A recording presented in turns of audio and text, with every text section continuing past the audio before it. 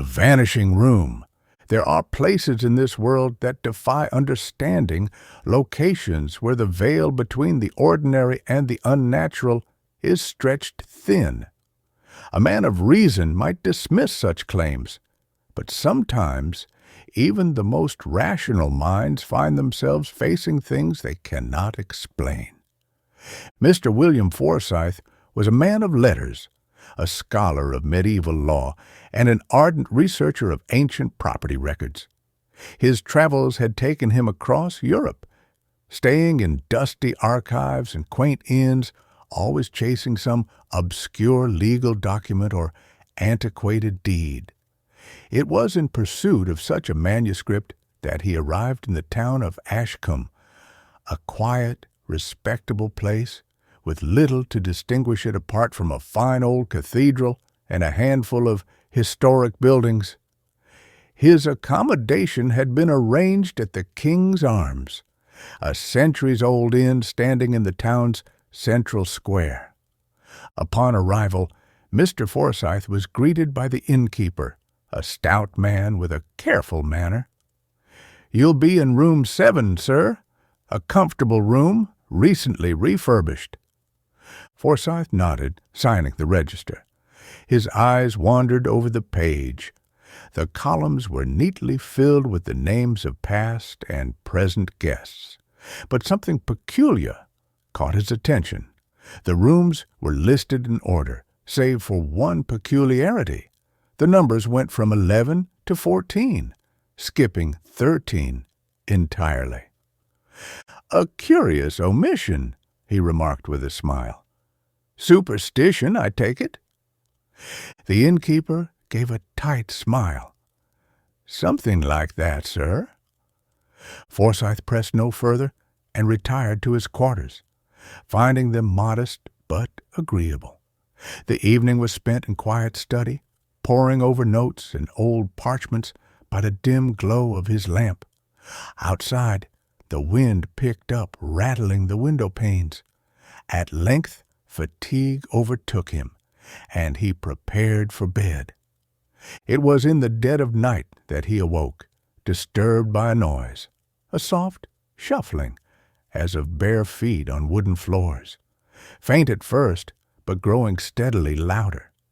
It was not the sound of a lone guest pacing in their room. It was too distinct, too deliberate. Then came another noise, the unmistakable creak of a door opening and closing. He sat up, listening intently. His room was silent, but beyond the walls something stirred. With a growing sense of unease, he rose and moved to the window, pulling back the curtain. The square below was bathed in moonlight, empty of movement. Yet, as he turned, his eyes fell upon something impossible. Across the courtyard, the windows of the inn were visible in neat rows, and there, where he was certain no door existed, was a window that had not been there before. A dark window shuttered, set precisely between rooms 11 and 14. A cold prickle ran down his spine. Morning brought rationality. Forsythe dismissed the incident as a trick of moonlight and an overactive mind, fueled by weariness and the superstition surrounding the missing room. He spent the day at the town's records office, engrossed in manuscripts, but an unshakable curiosity lingered. Upon returning to the inn, he made discreet inquiries. "The numbering is merely a tradition," the innkeeper said when pressed. "No room 13 was ever built." "But I saw a window last night." The man's expression darkened. "You must have been mistaken, sir." Forsythe frowned, but let the matter rest. He would investigate for himself. That evening he retired early, feigning sleep. The house quieted. The wind resumed its mournful sighing, and then, as before, came the sound. Footsteps, a door, a creaking floorboard. With careful deliberation he rose and opened his own door, stepping into the dimly lit corridor.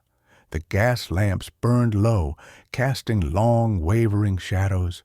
All doors were closed, the passage silent. And yet, the door beside room 11 stood ajar. Holding his breath, Forsyth stepped closer.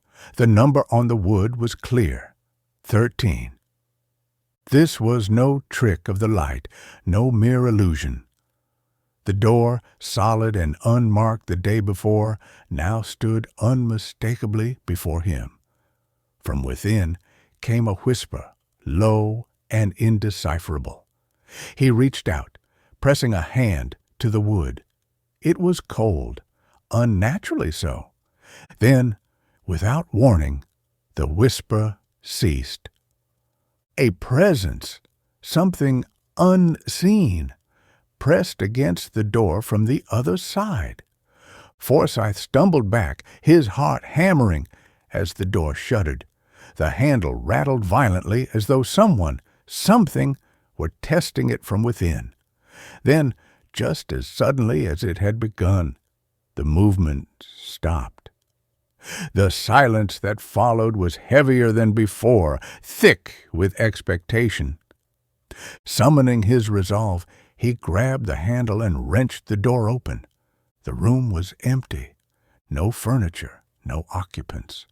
Just bare, shadowed walls and a window, its panes open to the night air. The wind stirred the thin curtains. The floorboards, upon which dust should have settled, were scuffed with the imprint of countless unseen feet. Forsyth stepped inside.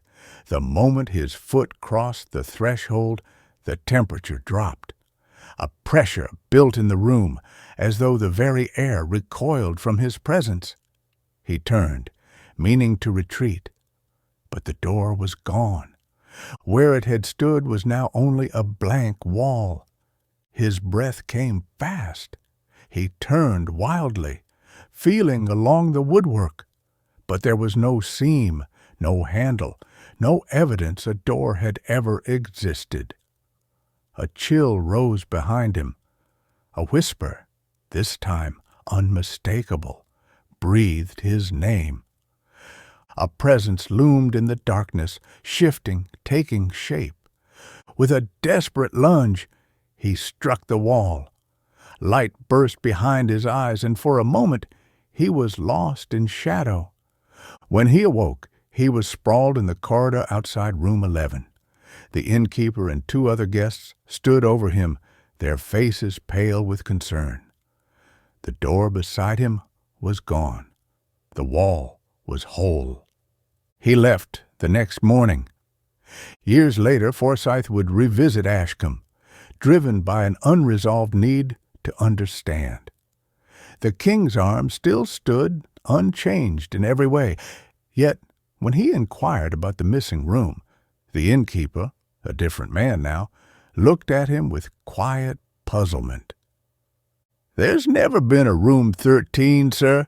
No such thing was ever built." But Forsyth knew better, and sometimes in the dead of night, when the wind howled against the old brickwork, a single window would appear in the moonlight, dark and waiting, as if it had never left at all.